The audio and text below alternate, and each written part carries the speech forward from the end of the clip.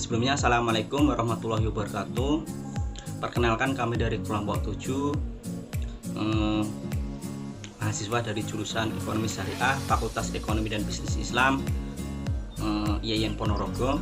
Di sini kami akan membuat video yang membahas mengenai pemberian kompensasi manajemen sumber daya manusia. Perkenalkan juga, nama saya Ristanto Isaputro dengan NIM 40118031. Oke, kita masuk ke pembahasan yang pertama mengenai pengertian kompensasi. Kita akan menelaah mengenai kompensasi berdasarkan beberapa definisi. Yang pertama adalah kompensasi merupakan seluruh imbalan yang diterima karyawan atas balas jasa atau kontribusi kepada perusahaan selama kinerja yang diberikan karyawan. Yang selanjutnya adalah menurut Umar, bahwasanya kompensasi adalah setiap bentuk pembayaran atau imbalan yang diberikan kepada karyawan dan timbul dari kontribusinya. Itu menurut Umar. Yang selanjutnya adalah menurut Shimamura, menyatakan bahwa kompensasi itu merupakan apa yang diterima oleh karyawan sebagai ganti kontribusi mereka pada organisasi. Jadi dari ketiga definisi itu kita bisa ambil kesimpulan bahwa kompensasi itu adalah bentuk upah atau balas jasa atau hak yang diterima oleh karyawan yang diberikan oleh perusahaan. Jadi bentuk ini bisa gaji, bisa tunjangan, bisa asuransi, bisa dana pensiun dan lain-lain. Tapi yang intinya adalah gaji itu sendiri. Lanjut, kita akan membahas mengenai materi yang kedua, yaitu adalah tujuan dari kompensasi. Di sini ada 6 tujuan kompensasi. Yang pertama adalah memperoleh personal yang kualitatif. Jadi tujuan dari kompensasi itu bagi perusahaan adalah menyaring calon tenaga kerja yang memiliki kompetisi yang diinginkan perusahaan, baik dari keahlian, pengetahuan, dan kelebihan-kelebihan yang lainnya. Jadi tujuannya adalah untuk mencari tenaga kerja yang memiliki kualitas yang baik. Yang selanjutnya adalah mempertahankan karyawan yang ada sekarang. Jadi tujuan lain atau tujuan yang kedua dari kompensasi adalah mempertahankan karyawan yang memiliki kinerja yang baik, kinerja yang bagus, baik dari pengetahuan, keahlian, dan lain-lain. Yang ketiga adalah menjamin keadilan. Jadi secara administrasi, pengupahan dan penggajian itu adalah bentuk keadilan yang diberikan oleh perusahaan kepada karyawan untuk meningkatkan kesejahteraan, untuk memberikan kehidupan yang layak bagi karyawan. Yang keempat adalah menghargai perilaku yang diinginkan. Kompensasi hendaknya mendorong perilaku yang diinginkan. Yang selanjutnya adalah pelayanan karyawan atau employee service, adalah bentuk pelayanan yang diberikan oleh perusahaan kepada karyawan atau tenaga kerja, baik berupa bentuk gaji atau bentuk fasilitas yang lain, yang intinya adalah untuk menjamin tenaga kerja itu bisa bekerja secara maksimal agar tujuan dari suatu perusahaan itu bisa diinginkan atau bisa maksimal. Yang keenam adalah pembayaran, itu bentuk patuh hukum, legally fair payment. Jadi tujuan kompensasi ini juga bentuk patuh hukum suatu perusahaan kepada negara yang diatur dalam undang-undang atau peraturan tentang tenaga kerja. Kalau yang baru-baru ini adalah peraturan mengenai cipta tenaga kerja. Itu bentuk tujuan pemberian kompensasi. Yang selanjutnya adalah manfaat kompensasi. Di sini ada 5 manfaat kompensasi. Yang pertama adalah sebagai transaksi ekonomi. Dengan adanya kompensasi kepada karyawan, organisasi atau perusahaan akan memproduksi yang lebih banyak dengan kualitas yang baik.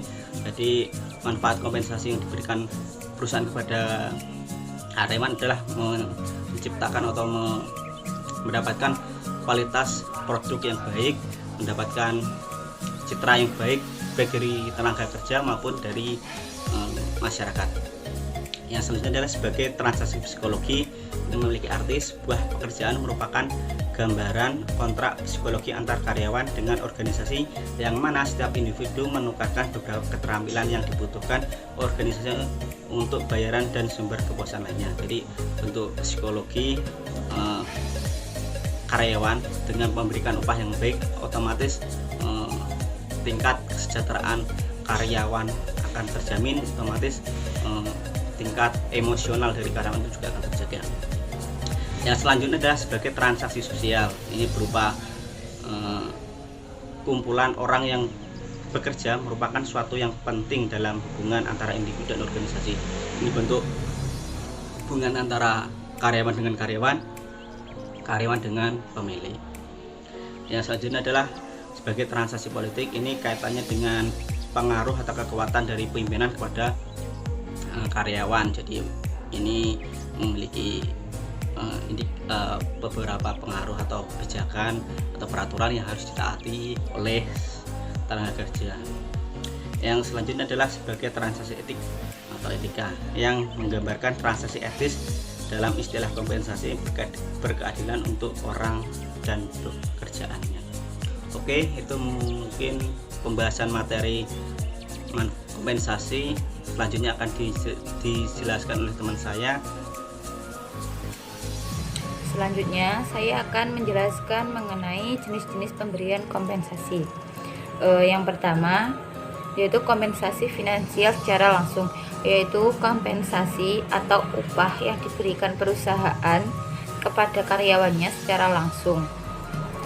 Biasanya ini berupa gaji pokok, yaitu bayaran prestasi, bayaran insentif seperti bonus, komisi, pembagian laba keuntungan dan opsi saham, serta bayaran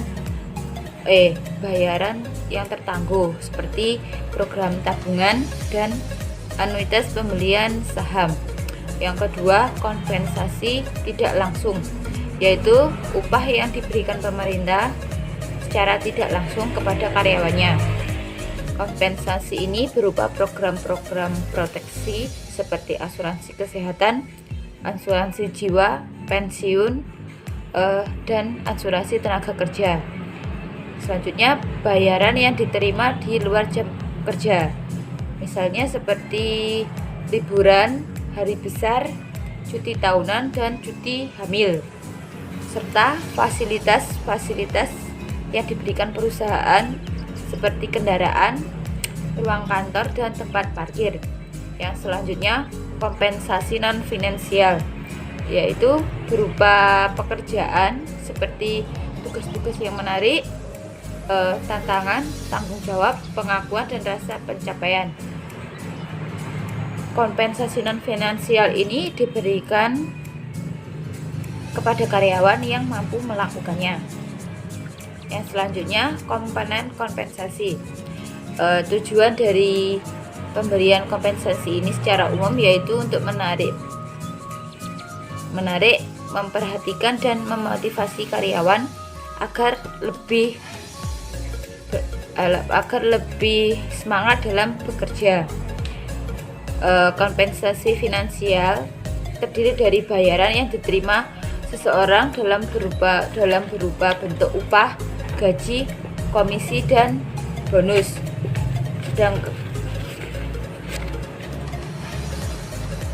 Sedangkan kompensasi finansial yang tidak secara langsung ini atau tunjangan itu berupa seluruh imbalan finansial yang tidak termasuk dalam kompensasi langsung, misalnya seperti variasi keterampilan langsung, misalnya seperti variasi keterampilan yang dimiliki setiap karyawan itu kan berbeda-beda, maka akan menerima upah yang berbeda. Terus identitas tugas, yaitu tugas yang diberikan kepada setiap karyawan itu akan berbeda pula. Yang selanjutnya, faktor yang mempengaruhi kompensasi. Yang pertama, penawaran dan permintaan tenaga kerja. Ketika ketika penawaran pekerjaan itu lebih banyak dari lowongan permintaan pekerjaan, maka kompensasi yang diberikan akan sedikit. Sedangkan apabila penawaran pekerjaan itu lebih sedikit, maka jumlah kompensasi yang akan diterima itu lebih banyak. Yang kedua, kemampuan dan kesediaan perusahaan. Ketika perusahaan itu mampu dan menyediakan upah terhadap karyawan secara baik, maka tingkat kompensasi yang akan diberikan lebih besar dan akan semakin meningkat. Yang ketiga, serikat buruh atau organisasi karyawan. Ketika organisasi karyawan itu semakin kuat dan memberikan pengaruh terhadap perusahaan itu juga lebih baik, maka tingkat kompensasi yang akan diberikan perusahaan itu akan lebih besar. Begitu sebaliknya, apabila organisasi karyawan itu semakin lemah, maka kompensasi yang akan diberikan dari perusahaan itu akan semakin kecil. Yang keempat, produktivitas pekerjaan karyawan. Apabila produktivitas kerja dan dari karyawan itu lebih baik dan semakin banyak, maka kompensasi yang akan diberikan akan semakin besar. Begitu juga sebaliknya. Yang kelima, pemerintah dengan undang-undang Kepres. Pemerintah akan menetapkan batas upah minimum atau balas jasa minimum yang akan ditetapkan, sehingga perusahaan tidak akan sewenang-wenangnya dalam memberikan upah terhadap karyawannya. Yang keenam, biaya hidup atau cost of living. Ketika seorang karyawan itu tinggal. Nama saya Nur Aisyah dengan NIM 40118026. Saya akan menjelaskan mengenai pengaruh kompensasi dan hal lain menurut undang-undang. Jadi, pengaruh kompensasi jika ditinjau dari sudut pandang instansi merupakan unsur biaya yang dapat mempengaruhi posisi persaingan instansi, proses rekrutmen, dan perputaran pegawai. Sedangkan jika ditinjau dari sudut pandang pegawai merupakan unsur pendapatan yang dapat mempengaruhi gaya hidup, status, harga diri, dan perasaan pegawai terhadap instansi untuk tetap bersama atau untuk mencari pekerjaan lainnya. Selain itu, pengaruh kompensasi juga dijadikan sebagai alat manajemen untuk meningkatkan motivasi kerja, meningkatkan produktivitas, dan dapat mempengaruhi kepuasan kerja. Selanjutnya, yaitu hal lain menurut undang-undang. Dalam Peraturan Pemerintah Republik Indonesia Nomor 7 Tahun 2018 tentang pemberian kompensasi, restitusi, dan bantuan kepada saksi dan korban. Bagian ke-1 pemberian kompensasi. Pasal 2 yang berbunyi yang pertama, pelanggaran hak asasi manusia berat berhak mendapatkan kompensasi. Yang kedua, permohonan untuk memperoleh kompensasi sebagaimana yang dimaksud pada ayat 1 yang diajukan oleh korban atau keluarga atau kuasanya. Bunyi dari ayat 1 di sini yang pertama yaitu harus melampiri fotokopi identitas korban yang telah disahkan oleh pejabat yang berwenang. Yang kedua yaitu bukti kerugian yang nyata yang diderita oleh korban atau keluarganya yang telah disahkan oleh pejabat yang berwenang. Yang ketiga yaitu bukti biaya yang dikeluarkan selama perawatan atau pengobatan yang disahkan oleh instansi. Yang keempat yaitu fotokopi surat kematian apabila korban meninggal dunia. Yang kelima yaitu surat keterangan keluarga apabila diajukan oleh keluarganya. Yang terakhir yaitu surat kuasa khusus. Bunyi ketiga di sini permohonan untuk memperoleh kompensasi sebagaimana yang dimaksud pada ayat 2 yaitu dilakukan secara tertulis di atas kertas bermaterai yang diajukan kepada pengadilan melalui LPSK. Yang selanjutnya yaitu pasal 3 yang berbunyi Pengajuan permohonan kompensasi dilakukan pada saat dilakukan penyelidikan penyelenggaraan hak asasi manusia yang berat atau sebelum dibacakan tuntutan oleh penuntut umum. Terima kasih. Wassalamualaikum warahmatullahi wabarakatuh.